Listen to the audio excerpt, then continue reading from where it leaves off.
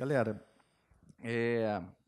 não sei se vocês sabem, assim, mas daqui a mais ou menos, pouco menos de 4 meses eu vou ser pai, né? Então, essa parada tem mexido, assim, bastante com o meu coração. E contar um pouco para vocês como é que foi essa situação, como é que é essa minha relação com a paternidade, assim. Ó, com luzes. Luzes. Assim, desde que eu me entendo por gente, eu tenho vontade de ser pai. Desde que eu me entendo por gente, eu tenho vontade de ser pai. E quando eu casei com Patrícia, assim, Patrícia não tinha muita não era um grande sonho da vida dela ser mãe. Mas de uns 3 anos para cá, isso começou a mudar. E de uns 2 anos para cá, isso mudou completamente. Ela passou a desejar isso também. E a gente começou a querer ter filhos também, né? Desejou ter filhos também. E eu sempre que eu me entendo por gente, eu pedia isso para Deus. E isso era motivo de ansiedade no meu coração, assim. E no retiro do ano passado, eu peguei e parei assim, tão ansioso que eu estava, né? Sou uma pessoa ansiosa, eu cheguei assim, Deus, é o seguinte, o Senhor uma vez falou para Abraão, olha, no ano que vem eu vou passar aqui e você vai ter um filho. O Senhor deu essa promessa para Abraão. Deus, o Senhor pode dar uma promessa dessa para mim? Se é para eu continuar orando por esse negócio, se não for para eu continuar orando, eu vou orar por outra coisa. E no retiro de carnaval, eu tive um sonho com Patrícia segurando um bebezinho, e eu tive a certeza de que naquele ano ela iria engravidar. Na verdade, aquele ano é esse ano, né? E aí, assim, 2 meses depois, a gente teve a confirmação de que ela estava grávida, e ela engravidou aproximadamente uns 30 dias depois do retiro. Então, assim, eu sempre fui muito ansioso com relação a essa situação da paternidade, e eu precisei expor isso para Deus de uma determinada forma, para que Deus acalmasse o meu coração e de alguma forma, assim, sabendo que Maria Laura, né, que vai ser o nome da nossa filha, ela é fruto de oração minha, de Patrícia, dos meus pais, de amigos, e ela é um projeto de Deus. Eu, que sou uma pessoa extremamente ansiosa, preocupada, quero resolver tudo, quero controlar tudo, Deus tem trazido uma paz para o meu coração que eu não consigo entender, assim, de que ela é um projeto de Deus, ela está nas mãos de Deus, e que, assim como eu entreguei a minha vida para o Senhor, e Ele faz com a minha vida o que Ele quiser, Ele também tem a vida da minha filha, Ele projetou ela, Ele que cuida dela, e Ele vai fazer isso com a vida dela da forma que Ele quiser. Mas, assim, isso com relação à paternidade. Mas quantas vezes, assim, eu já me peguei tentando resolver problemas do futuro, né?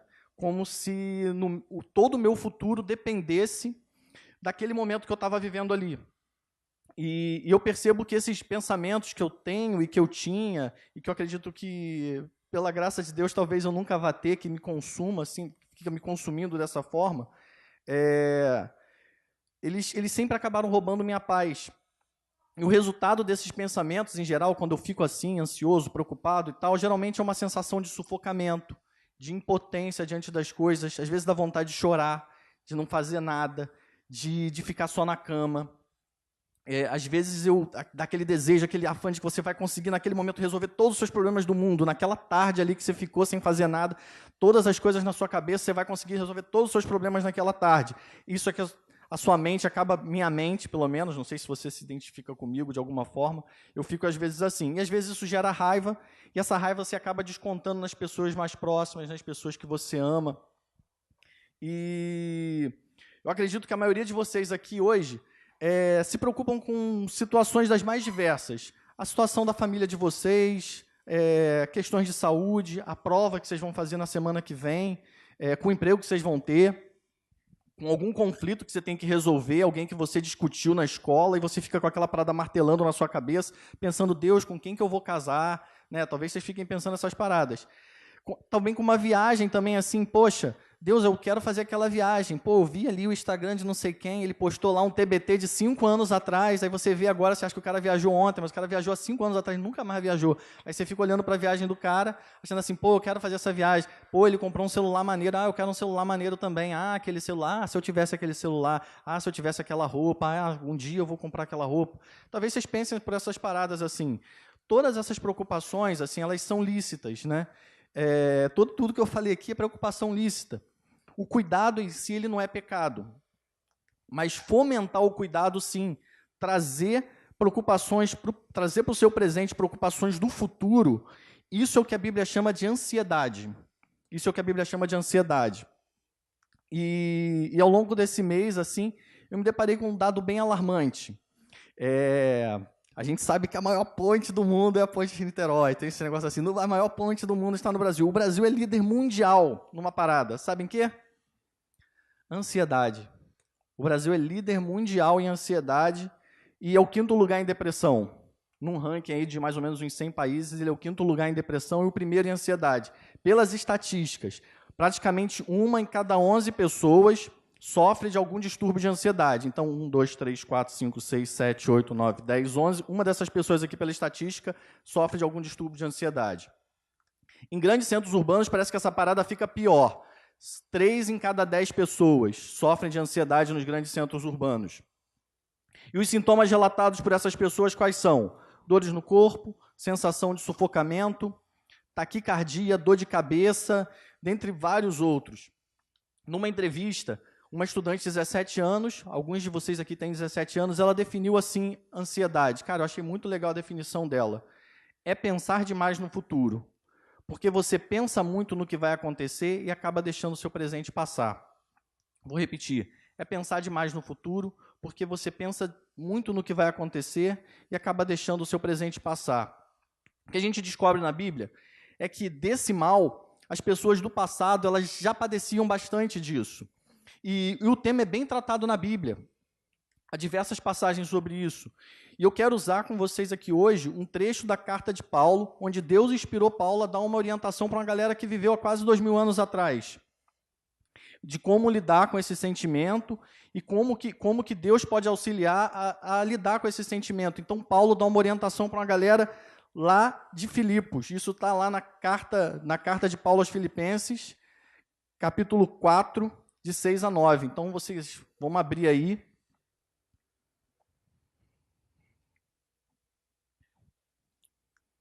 Filipenses 4, de 6 a 9.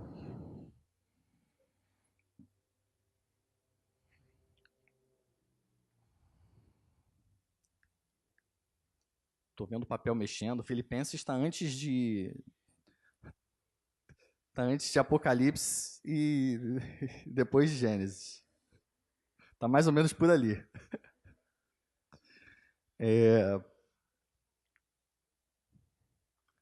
Vamos lá, eu vou ler. Não achou, perdeu. Eu vou ler aqui, hein? Vamos lá. Não andeis ansiosos por coisa alguma, mas em tudo, pela oração e súplicas e com ações de graças, apresentem seus pedidos a Deus, e a paz de Deus, que excede todo entendimento, guardará o coração e a mente de vocês em Cristo. Finalmente, irmãos, tudo que for verdadeiro, tudo que for nobre, tudo que for correto, tudo que for puro, tudo que for amável, tudo que for de boa fama, se houver algo de excelente ou digno de louvor, pensem nessas coisas. Ponham em prática tudo que vocês aprenderam, receberam, ouviram e viram em mim, e o Deus da paz estará com vocês.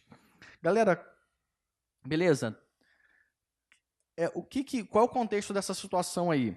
Cara, essa é considerada a carta mais amorosa de Paulo. Todas as outras cartas, Paulo dá bronca na galera geral. Essa é considerada a carta mais amorosa, onde ele trata a galera com mais carinho, assim, ao longo da carta de Filipenses. Vocês vão ver o tempo inteiro na carta de Filipenses, Paulo falando, se alegrem. Eu gosto muito de falar isso para vocês de novo, não é pesado para mim falar isso para vocês novamente. Essa é considerada a carta mais amorosa de Paulo.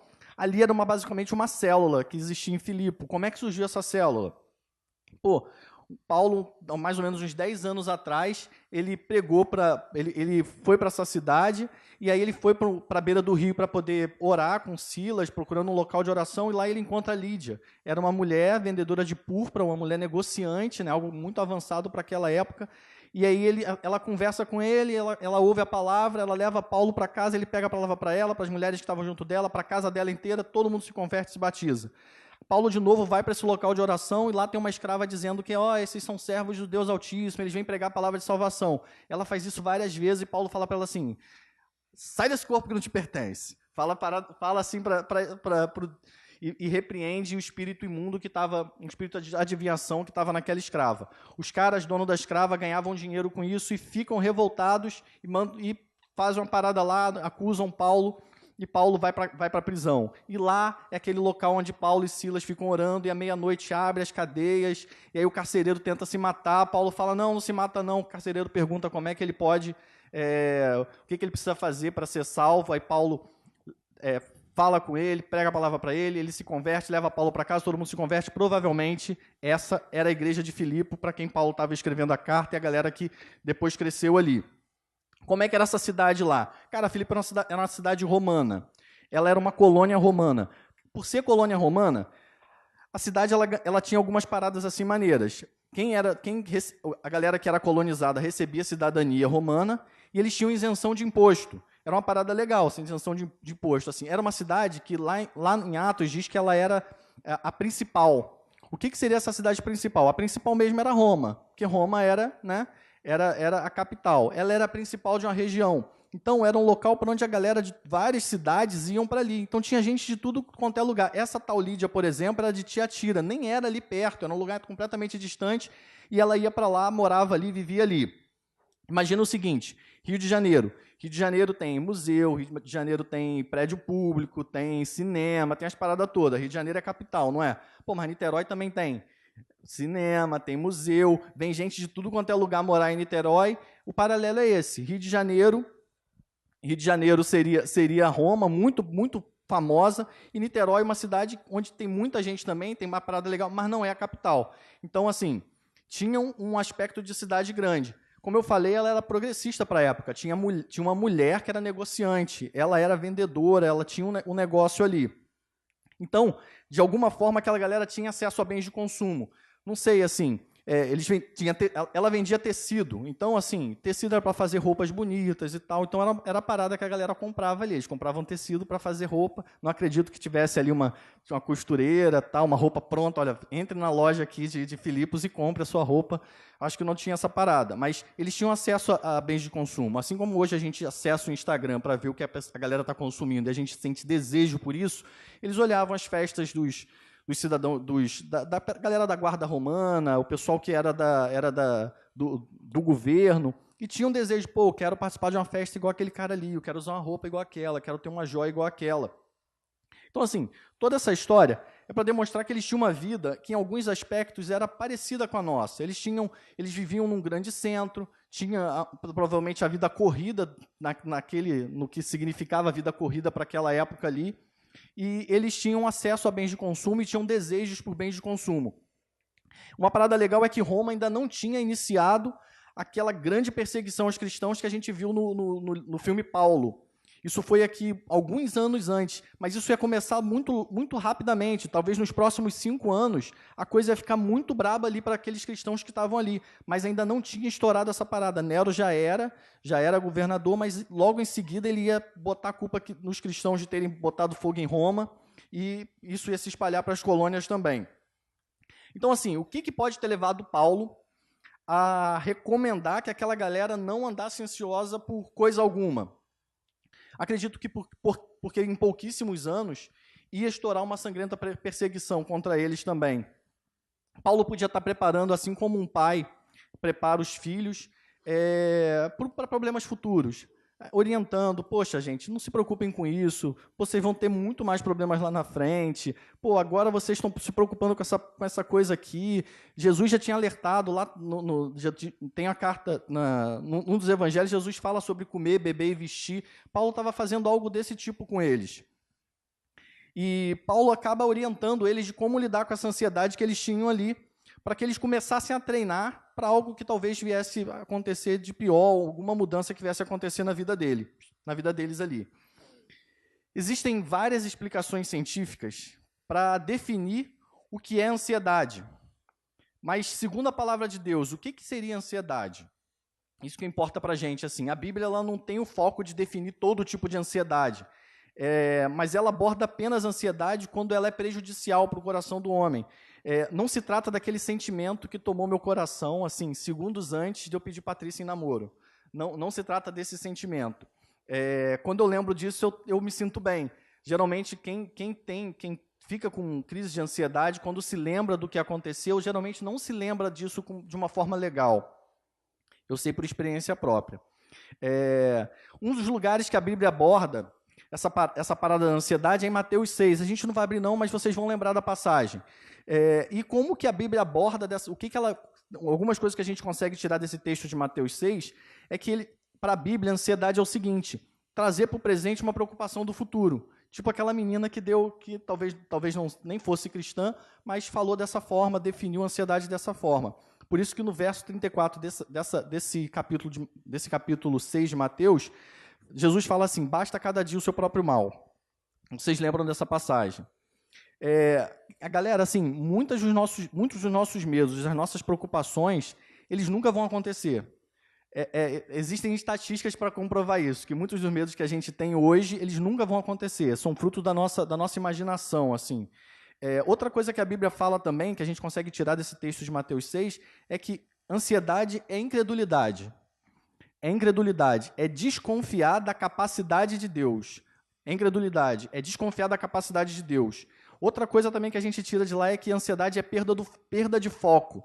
É desvio do alvo. Você tem um alvo, você tem algo para pensar, você tem algo para fazer. A sua mente te joga para um lado completamente diferente e você se desvia completamente do alvo. Quando Jesus trata quando essa ansiedade tem a ver com preocupações com a vida, Jesus compara esse sentimento à prática dos pagãos. Então, assim, para a gente perceber o quanto isso é nocivo para a gente, assim, quanto isso faz mal e quanto isso afasta a gente de Deus. Só que Paulo, nesse trecho que a gente leu, ele dá uma dica de como lidar com essa ansiedade. Essa que vem sem avisar, que toma você naquela tarde chuvosa, assim, de tarde, que tira seu sono, que tira a sua paz. Como é que ele fala para a gente lidar com isso? Ele fala para a gente lidar com isso assim, em tudo. Ele fala assim, em tudo. Marcão já falou aqui diversas vezes na igreja que quando aparece no Novo Testamento essa parada em tudo, significa, sabe o quê? Cara, em tudo, em qualquer coisa, desde a pequena, desde a coisa mais simples até a coisa mais complexa. Ele fala assim, em tudo, para você orar e suplicar. O que seria a oração? Eu já fui em algumas células aqui que você fala para a pessoa orar e a pessoa morre de medo, ela quer sair correndo, porque ela acha que a pessoa vai orar eu estou orando, mas estou falando com vocês. Não, você está falando com Deus. Então, assim, quando Paulo fala para orar, é conversar com Deus. Às vezes você consegue conversar com um amigo e falar para ele assim, pô, estou muito preocupado com essa parada está doendo, fazendo doer meu coração, estou desesperado, eu quero matar um. Aí, olha só, só que você não chega a essa parada e não fala essa parada para Deus, entendeu? Você não chega e fala essa parada para Deus. Olha, Deus, eu tô assim, eu tô revoltado, eu tô preocupado. Pô, essa parada tá enchendo minha paciência, eu não tô conseguindo lidar com isso tá me fazendo sofrer. E a gente não fala para Deus. A gente fala para todo mundo. A gente bota textão no Facebook, no Twitter, sei lá, no qualquer...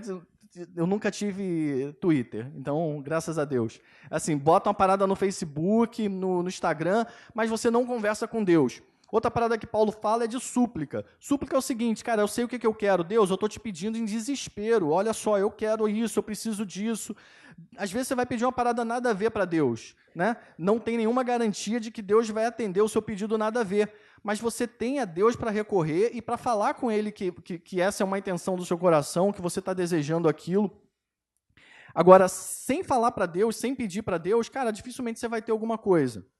Então, assim, e ele fala uma outra parada também, com ações de graças. Com ações de graças é o seguinte, galera, no momento que você for conversar com Deus, que você for expor essas paradas para Deus, antes de você começar a reclamar, começa a lembrar daquilo que Deus fez na sua vida. Começa a trazer ao seu coração aquilo que Deus já fez, aquilo que Ele já falou ao seu coração, como que Ele tratou você em determinada situação, como que Ele resolveu determinado problema da sua vida.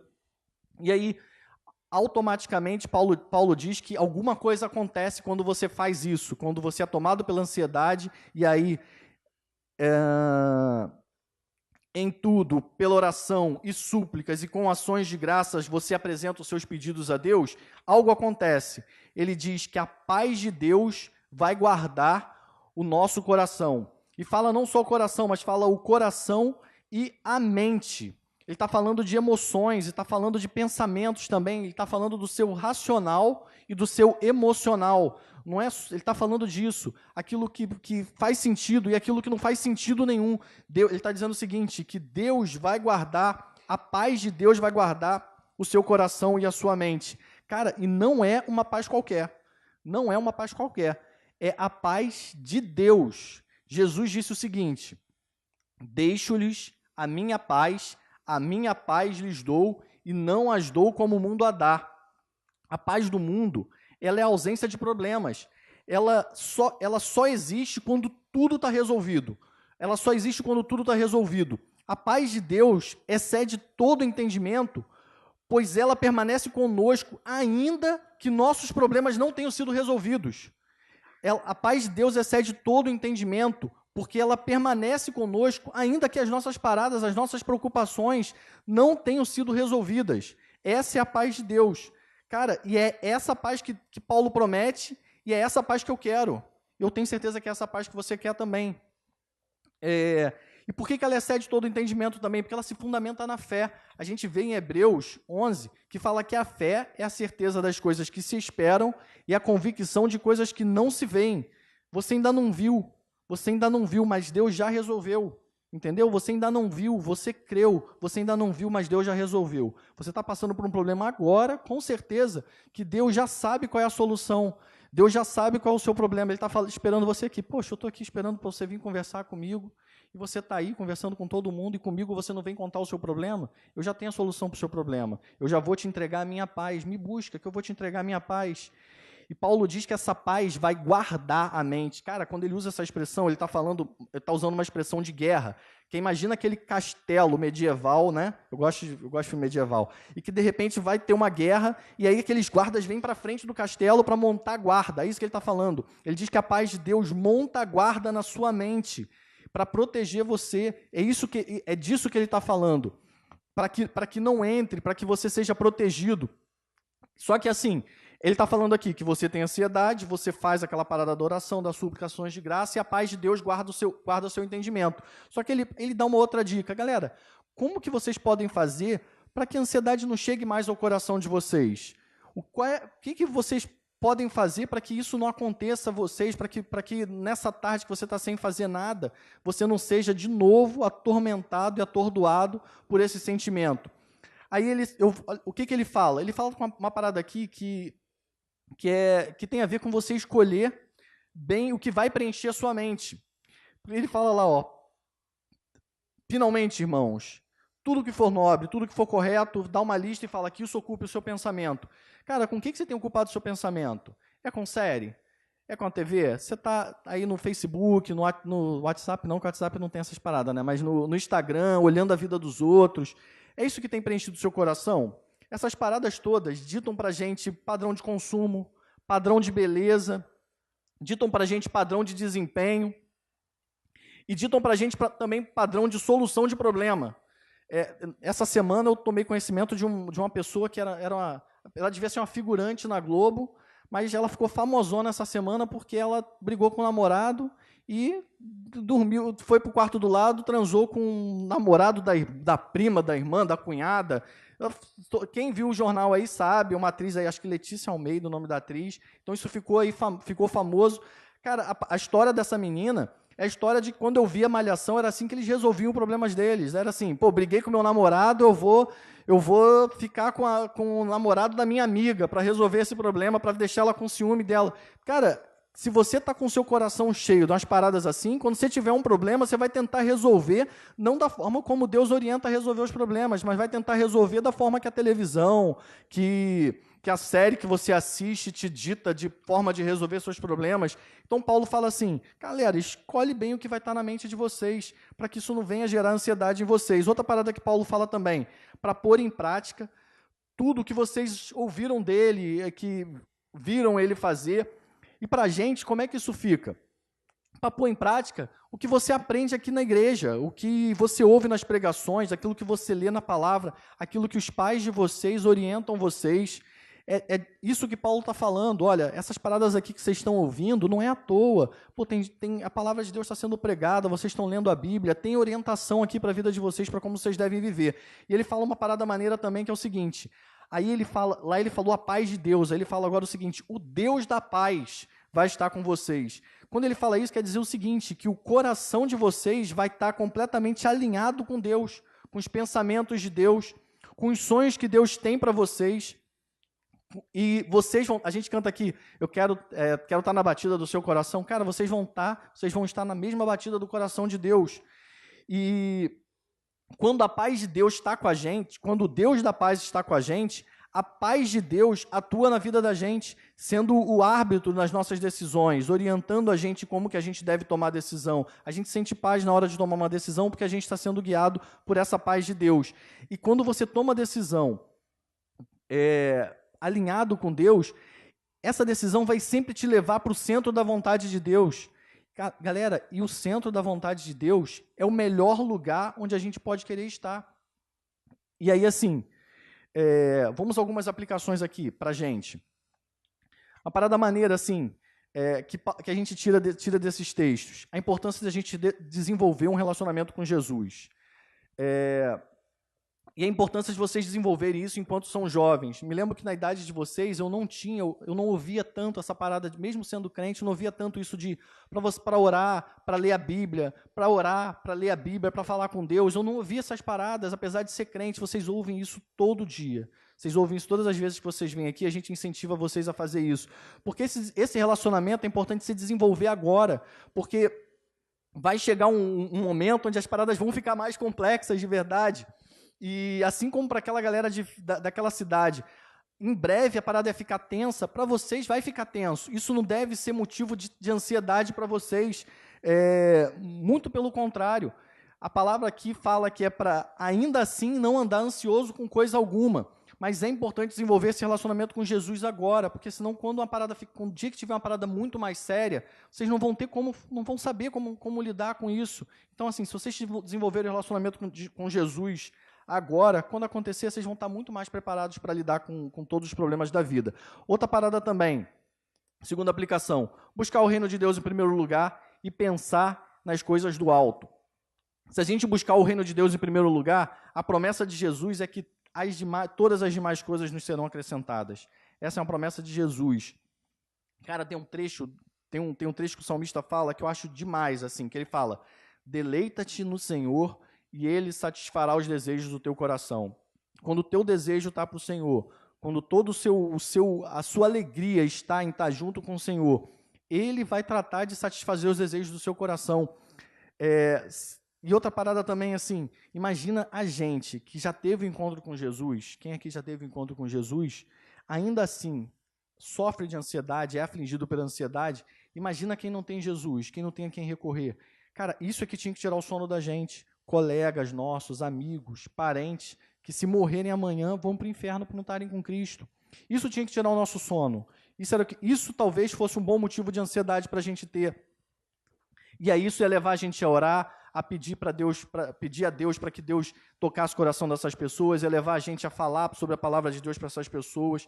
Outra parada também, terceira aplicação, desfrutem da paz e da provisão de Deus. Paulo termina essa carta, assim, os penúltimos capítulos, assim, nos últimos versos, no último capítulo, nos últimos versos dessa carta, ele termina assim: o meu Deus suprirá todas, né? Todas as necessidades de vocês, de acordo com as suas gloriosas riquezas em Cristo Jesus.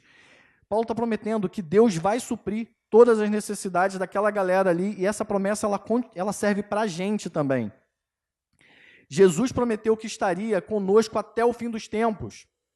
Essa é uma promessa de Jesus também. Na palavra, também está escrito o seguinte, que desde a antiguidade ainda não se viu, ainda não se ouviu acerca de um Deus como o nosso, como o seu Deus, como o meu Deus, que trabalha por aqueles que neles esperam.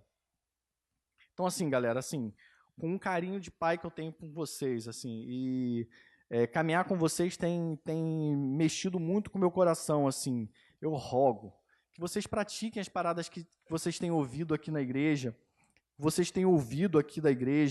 e que vocês percebam a fidelidade de Deus na vida de vocês, e que vocês não se deixem mais humilhar pelo diabo, sendo afligidos pela ansiedade e deixando de desfrutar a paz de Deus que excede todo o entendimento. Não percam essa oportunidade, está disponível para vocês essa paz, que excede todo o entendimento. Ela está acessível.